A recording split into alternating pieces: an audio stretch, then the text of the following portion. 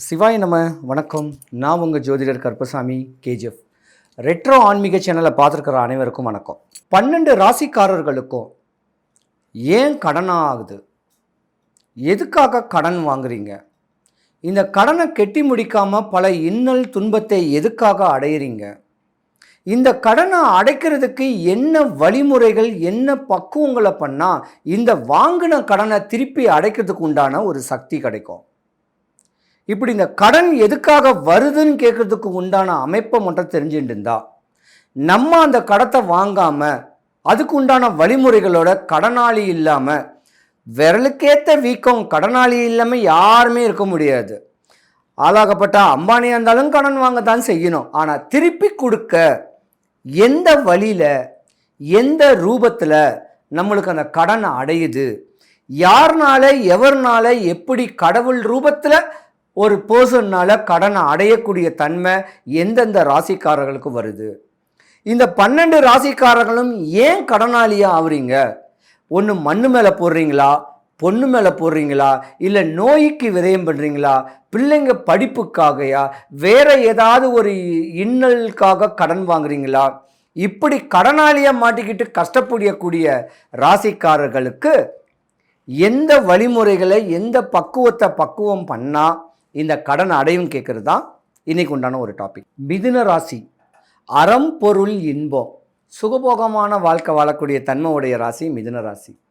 மிதுன ராசியை பொறுத்த பற்றிக்கும் மிருகசீரிடம், புனர்பூசம் 3 நட்சத்திர பாதங்கள் உங்கள் ஜாதகத்தில் பலமாகவே இருக்குது. அப்போ மிதுன ராசிக்கு அதிபதி விஷ்ணு பெருமான், செவ்வாய், ராகு, குரு 3 நட்சத்திரங்களும் உங்களுடைய ராசியில் தன்மை இருக்கிறனால நீங்கள் சுகபோகமான ஒரு வாழ்க்கை வாழ்கிறதுக்கு உங்கள் ராசியோடைய தன்மையான விஷ்ணு பெருமான் உங்களுக்கு யோகம்தான் கொடுப்பாரு. ஆனால் நீங்கள் எங்கே விரயம் ஆகுறீங்கன்னு பார்த்தீங்கன்னா, பொதுவாகவே செவ்வாய் சொல்லிட்டாவே வீடு, நிலம், சொத்து, சுகம், முன்னோர் சொத்தெல்லாம் இருக்கும். ராகுன்னு சொன்னாவே முன்னோர் சொத்து, குருன்னு சொன்னாவே உங்கள் படிக்கிற குழந்தைங்க நல்லா படித்து பண்புள்ள ஒரு டாக்டரா, ஒரு கலெக்டரா, ஒரு ஏதோ ஒரு தன்மையில் நான் படித்து பெரியாள் ஆகணும், என் சொத்து பத்தை வச்சு எனக்கு கவலை கிடையாது, நான் தனியாக படித்து பெரியாள்னு சொல்ல ஆசைகளில் நீங்கள் இருப்பீங்க. ஒரு கட்ட காலம், அதாவது ஒரு 25 வயசுக்கு மேலே முன்னோர் சொத்து, அந்த நிலம் பலங்கள் அண்ணன் தம்பி உங்களுக்கு அகைன்ஸ்டாக இருப்பாங்க. முன்னோர் சொத்து ஒன்று இழுபறியில் இருக்கும். அந்த இழுபறியில் இருந்து அந்த சொத்து பல லட்சக்கணக்கான மதிப்புகளில் உங்களுக்கு வரக்கூடிய தருணம் 25லேருந்து 27 வயசு வரைக்கும். ஆனால் இந்த 25 வயசுக்குள்ளே உங்கள் அப்பா அம்மா உங்களுக்கு படிக்க வைக்கிறதுக்கு உண்டான படிப்பு, திருமணத்தையும் பண்ணி வச்சிருவாங்க.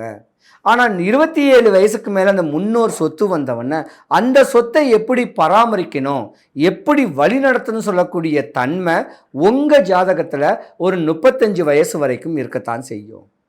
அந்த 35 வயசுக்கு அதுக்கப்புறம் இந்த மிதுன ராசி அன்பர்கள் என்ன பண்ணுவாங்கன்னா, இந்த பணத்தை நம்மகிட்ட இருக்க வேண்டிய சொத்தை எங்கேயாவது பிளட்ஜ் பண்ணி, இல்லை அடமானம் போட்டு அதில் வரக்கூடிய காசில் ஒரு இன்ட்ரெஸ்ட்டை வச்சு நம்ம வாழலான்னு சொல்லி ஒரு இன்வெஸ்ட்மெண்ட் ஒன்று பண்ணுவீங்க. அதுலேயும் ஏமாந்துருவீங்க. ஏன்னா அப்படியாப்பட்ட ஒரு நேரம் உங்கள் ஜாதகத்தில் ஒரு 40-45 வயசு வரைக்கும் வரும். அதுக்கப்புறம் தான் குழந்தைங்களை படிக்க வைக்கக்கூடிய படிப்புக்கும் அதுக்குமே செலவு பண்ணக்கூடிய தருணமும் இந்த மிதுன ராசிக்காரங்க இருப்பாங்க. உழைச்சிக்கிட்டே இருக்கணும், சம்பாதிக்கணும், இந்த கடன் அடைக்கணும். இதுதான் உங்கள் வாழ்க்கையோடைய இன்னலாகவே இருக்கக்கூடிய தருணமும் மிதுன ராசிக்கு இத்தனை வருட காலமாக இருந்திருக்கும்.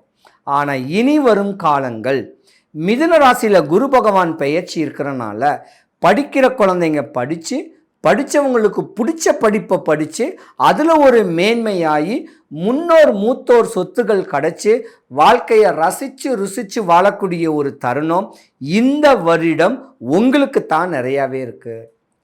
கடன் வாங்க வைக்கிறதும் சனி பகவான், கடன் வாங்கி உங்களை படிக்க வைக்கிறதும் சனி பகவான், படிச்சுட்டு வேலை இல்லாமல் இருக்கக்கூடிய தன்மை கொடுக்குற சனி பகவான் உங்கள் ஜாதகத்துக்கு நல்ல ஒரு நிலையில் கர்ம சனியாகவே வராரு. அப்போ இருந்திருந்தாலும் உங்களுடைய ராசியில் ஜென்மத்தில் குரு பகவான் வரனால குரு கடாட்சியம் கிடச்சி சொத்து பத்தெல்லாம் வந்து சுகபோகமான வாழ்க்கையும் மாளிகை கட்டுறதுக்கும் மண்ணு வாங்குறதுக்கும் பொண்ணு வாங்குறதுக்கும் அற்புதமான ஒரு நேரம் இந்த வருடம் 2025 உங்கள் ஜாதகத்தில் பலமாகவே வருது. அப்போ நீங்கள் எனக்கூடிய அமைப்பு தாயி தகப்பன முறையான ஒரு வழிபாடு, உங்களுக்குன்னு ஒரு சித்தர், ஒரு மகான், ஒரு தெய்வம், யாரையாவது ஒரு வழிகாட்டிகளை பிடிச்சிண்டு உங்கள் வாழ்க்கையை கொண்டு போனீங்கன்னா வாங்கின கடனை திருப்பி அடைக்கிறதுக்கு சக்தி கிடைக்கும். பொதுவாக மிதுன ராசிக்காரங்கள் கடன் வாங்குறதுக்கும் கூச்சப்படுவீங்க, கடன் கொடுக்கறதுக்கும் கூச்சப்படக்கூடிய தன்மை உடையவங்க. காசை வீணாக விரயம் பண்ணாதவங்க யாரும் கேட்டிங்கன்னா மிதுன ராசி தான். சொத்து பத்து நிறையா இருக்கும். நீங்கள் நினச்சா வீடில் நல்ல ஒரு ஆளை வச்சு அவங்ககிட்ட நல்ல ஒரு சாப்பாடு சாப்பிடக்கூடிய அமைப்பெல்லாம் இருக்கும். ஆனால் அங்கேயும் மிச்சப்படுத்தி கடையில் வாங்கி சாப்பிட்டு போகக்கூடிய தன்மை உங்கள் ஜாதகத்தில் இருக்குது. மேலும் மேலும் சிறப்படையக்கூடிய ஒரு தருணம் கேட்டிங்கன்னா மிதுனராசி அன்பர்கள் தான். மிதுனராசி அன்பர்களை பொறுத்த வரைக்கும் வாங்கின கடனை திருப்பி அடைச்சிடணும், நான் கடன் வாங்கக்கூடாதுன்னு சொல்லக்கூடிய எண்ணம் உடையவங்க இருந்திருந்தாலும் இந்த வருடம் கொஞ்சம் உங்களுக்கு யோகத்தை கொடுக்கக்கூடிய ஒரு மாதமும் வருஷமும் சொல்லலாம். மிதுன ராசிக்காரங்க வழிபடக்கூடிய தெய்வம் விஷ்ணு பெருமான். ஏகப்பட்ட விஷ்ணு பெருமான் கோயில் இருக்குது. 108 திவ்ய தேசம் இருக்குது.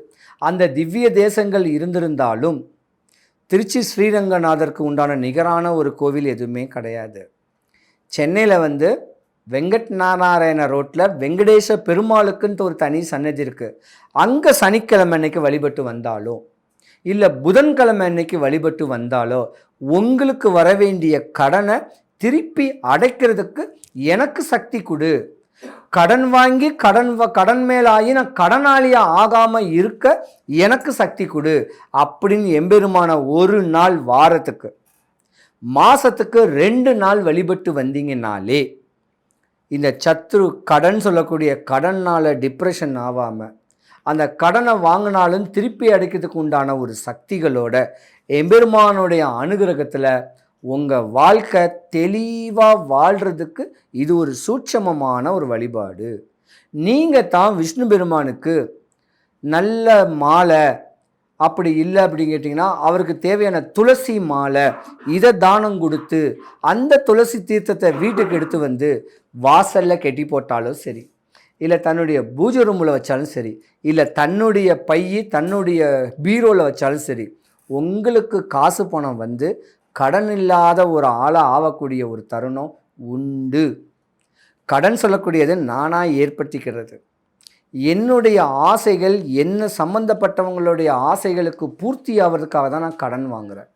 எனக்குன்னு சொல்லக்கூடிய ஆசைகளை பேராசைகள் இல்லாமல் சரியான ஆசைகளை நிறைவேறி தனக்கு பக்குவம் வரக்கூடிய தன்மை வந்து அந்த கடத்தை இதுக்கு தான் ஷார்ட் அவுட் பண்ணி ஒரு சிஸ்டமேட்டிக்காக ஒர்க் பண்ணிக்கிட்டு அந்த கடனை எப்படி சூட்சமமாக வாங்கணும் எப்படி அடைக்கணும்னு ஒரு தெம்பை நீங்கள் கையில் வச்சுக்கிட்டு வந்தீங்கன்னா கடனாளியாக ஆக முடியாது. கடனாளியாக ஆனாவே உடம்பு போயிடும்.